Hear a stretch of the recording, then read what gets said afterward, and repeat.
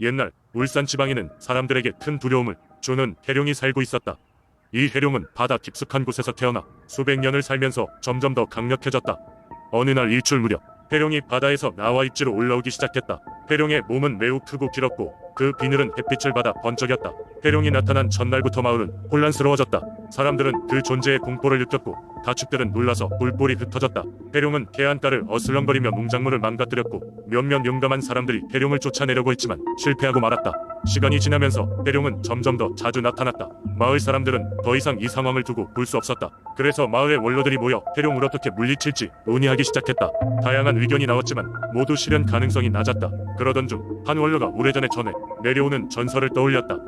그 전설에 따르면 바다 신에게 제사를 지내고 그에게 도움을 청하면 해룡을 물리칠 수 있다는 것이었다. 그리하여 마을 사람들은 큰 결심을 했다.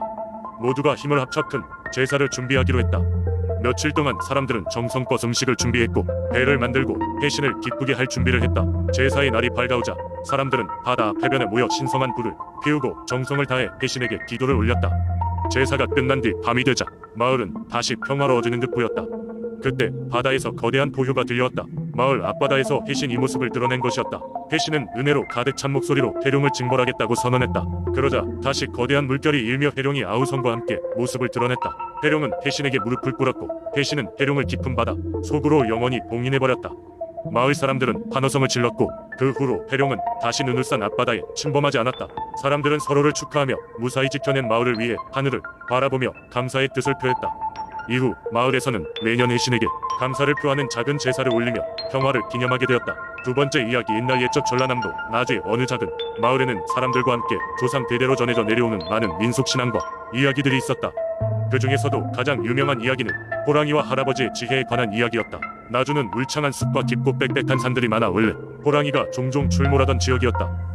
그 시절 사람들은 호랑이를 두려워하면서도 동시에 숭배에 가까운 경외감을 가지고 있었는데 호랑이는 마을의 평화를 지켜주는 수호신과도 같은 존재로 여겨졌기 때문이다. 마을의 가장 어른 축에 속하는 한 할아버지가 있었으니 그는 많은 지혜와 경험을 가진 사람으로 마을 사람들의 존경을 받고 있었다. 어느 날 마을 근처를 떠도는 이상한 소문이 퍼지기 시작했다. 최근 들어 수많은 가축들이 이유 없이 사라지거나 죽음을 맞이하고 있다는 것이었다. 사람들은 곧 그것이 호랑이의 소행이라고 생각하게 되었다. 이런 상황이 지속되자 마을 사람들은 할아버지에게 찾아가 조언을 구하기로 했다. 할아버지는 마을 사람들이 이야기를 경청하고 나서 깊은 생각에 잠겼다. 그리고는 일주일이 지나서야 자신의 계획을 밝혔다. 그는 자신이 직접 숲으로 들어가 호랑이를 만나보고 해결책을 찾아보겠다고 했다. 물론 마을 사람들은 할아버지 건강과 안전을 염려했지만 그의 결정을 존중하고 믿기로 했다. 할아버지는 다음날 이른 아침 간단한 짐만 챙겨 숲으로 들어갔다. 그는 길을 걷다가 호랑이의 흔적을 따라 깊은 숲속으로 들어갔고 곧 커다란 호랑이 한 마리와 마주치게 되었다. 호랑이는 할아버지를 한참 동안 노려보더니 곧 큰 소리를 내며 으르렁거리기 시작했다. 조용히 말을 꺼낸 할아버지는 호랑이에게 자신들이 미리 준비한 재물을 바치는 대신 다시는 마을의 가축들을 해치지 말아달라고 부탁했다. 놀랍게도 호랑이는 그 말을 듣고 조용해지더니 고개를 끄덕이며 할아버지의 제안을 받아들이는 듯한 행동을 했다.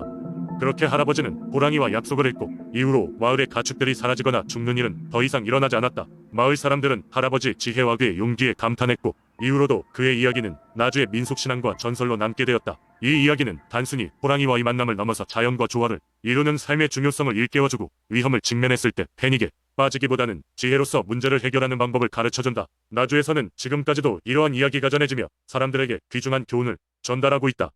세 번째 이야기. 옛날 한국의 작은 마을 예산에는 대대로 전해 내려오는 민속신앙이 있었다. 이 신앙은 마을 사람들에게 한없이 소중한 존재로 그 중에서도 매화 드래곤이라 불리는 전설 속 생명체에 관한 이야기가 있었다. 이 드래곤은 봄이 되면 마을 근처의 높은 산에 깨어나 매화꽃이 피는 시기에만 모습을 드러냈다. 매화 드래곤은 길고 우아한 몸을 가졌고 그 비늘은 마치 매화꽃처럼 희고 분홍빛을 띠고 있었다. 매년 봄 드래곤이 깨어나는 시기에 마을 사람들은 축제를 열어 드래곤이 축복을 받길 기원했다. 이 드래곤은 그리 흔히 나타나지는 않았지만 드래곤이 나타나면 마을엔 풍년이 들고 사람들의 건강과 번영을 가져다 준다고 믿었다. 전설에 따르면 매화 드래곤은 예산 마을에 처음 나타난 그 해에 마을에 큰 기근이 찾아왔을 때 출현했다. 마을 사람들은 굶주림과 가난으로 힘든 시간을 보내고 있었다. 어느 날 마을의 가장 깊은 산속에서 신비로운 빛이 비쳤고 그곳에서 드래곤이 솟아올랐다. 사람들은 두려웠지만 그 드래곤은 인간들에게 아기를 품은 존재는 아니었다. 오히려 드래곤은 은은한 노랫소리로 마을 사람들을 불렀고 마을의 연로한 장로가 드래곤에게 다가가 대화했다. 장로는 드래곤에게 물었다. 넌 누구신가?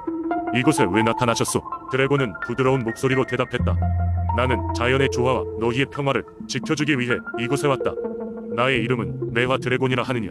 너희가 자연을 소중히 여기고 서로를 도와 사는 한 나는 매해 이곳에 돌아와 너희를 축복하리라. 그 해 이후로 마을은 풍족해졌고 사람들은 드래곤의 말을 잊지 않고 자연을 소중히 여기며 살았다고 한다.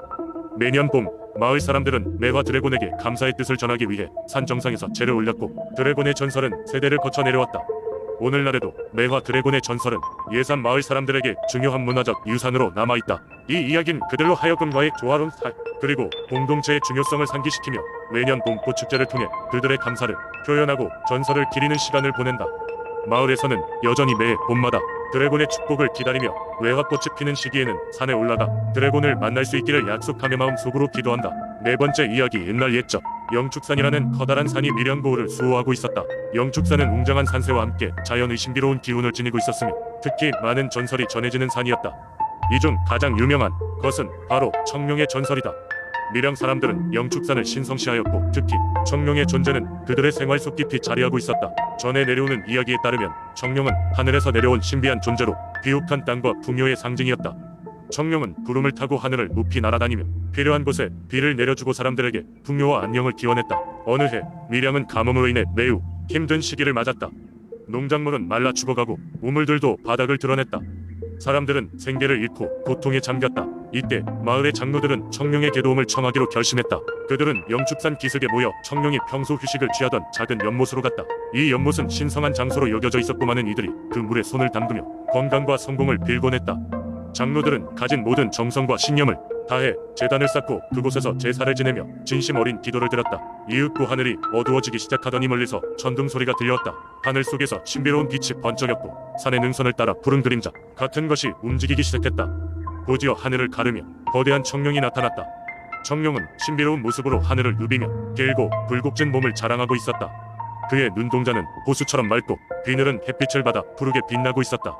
그런 청룡이 이끄는 구름들은 검은 빛을 띠며 밀양 하늘을 뒤덮었다. 사람들은 황홀한 모습에 그저 넋을 잃고 쳐다볼 뿐이었다. 청룡이 마을 하늘 위로 올라오자 그 입에서 짙은 안개 같은 김이 뿜어져 나왔다. 그 순간 하늘에서는 붉은 비가 쏟아져 내려왔다. 마치 오랫동안 메말랐던 대지가 다시 살아나는 듯 비는 대지를 촉촉히 적셨다. 그 후로 영축산의 청룡은 밀양 사람들에 의해 더욱 숭배의 대상이 되었다. 사람들은 청룡이 언제나 그들을 지켜주고 있으며 특히 비가 필요한 시기에 항상 곁에 있다는 믿음을 가지게 되었다. 그리하여 매년 마을 사람들은 청룡이 은혜를 기리기 위한 축제를 열었으며 이 축제는 많은 이들이 참여 속에 성대하게 개최되었다. 밀양의 청룡 전설은 단순한 민속신앙을 넘어 사람들의 삶 속에서 깊은 의미를 갖게 되었다. 청룡은 더 이상 신화 속의 존재가 아닌 풍요와 안녕의 상징으로 밀양 고을 사람들의 마음속에 영원히 자리 잡았다. 다섯 번째 이야기. 옛날 아주 먼 옛날 지금의 창원 땅에서 백호가 마을을 지켜준다는 전설이 내려오고 있었습니다. 이 백호는 하얀 털이 눈처럼 희고 그 눈빛은 달빛처럼 은은하게 빛났다고 전해집니다. 마을 사람들은 백호를 하늘에서 내려온 신성한 존재로 믿고 그를 마을의 수호신으로 모시며 풍년과 안녕을 기원했습니다. 전설에 따르면 창원 마을에는 매년 야생 동물들이 농작물을 해치고 가축들을 물어가는 일이 끊이지 않았다고 합니다. 마을 사람들은 이러한 재앙을 막기 위해 수많은 노력을 했지만 백약이 무효였습니다. 그러던 어느 날 백호가 첫눈에 내린 순백이 날 나타났습니다. 농작물 사이를 걸어다니며 자신의 존재를 드러낸 백호는 마을 사람들과 눈을 마주치고는 은은한 울음소리를 냈습니다. 마을의 가장 연장자가 꿈을 통해 백호가 마을을 수호하러 온 신령스러운 존재라는 계시를 받게 되었고 그날 이후로 백호는 매년 농사가 시작될 무렵 마을을 방문하기 시작했습니다. 사람들은 백호가 나타나면 나쁜 기운이 사라지고 그 해에는 풍년이 든다고 믿었습니다. 이렇게 백호는 마을의 수호신으로 자리 잡았습니다. 마을 사람들은 백호가 다녀간 후에는 그 흔적을 남겨두지 않기 위해 현대의 흔적을 지우고 백호를 기억하기 위한 축제를 엽니다. 이 축제는 백호의 은혜를 기리는 한편 마을 사람들 서로 간의 화합과 소통을 도모하기 위한 중요한 행사로 발전했습니다. 축제가 열리는 동안 사람들은 한마음이 되어 백호의 존재를 잊지 않기 위해 많은 노력을 기울였습니다. 백호에게 바치는 음식, 춤사위, 노래 등을 통해 백호의 영혼을 기린 것이죠. 시간이 흘러 기술이 발달하고 많은 것이 변화했지만 창원 마을 사람들은 여전히 그 옛날 백호의 전설을 소중히 여기며 매년 축제를 이어가고 있습니다. 백호 전설은 단순한 민속신앙을 넘어 창원 마을 사람들의 정체성과 공동체 의식을 재확인하는 중요한 역할을 하고 있습니다. 백호는 이처럼 물리적인 존재를 넘어 사람들 마음속에 깊이 자리 잡았고 마을의 든든한 수호신이자 희망의 상징으로 남아 있습니다.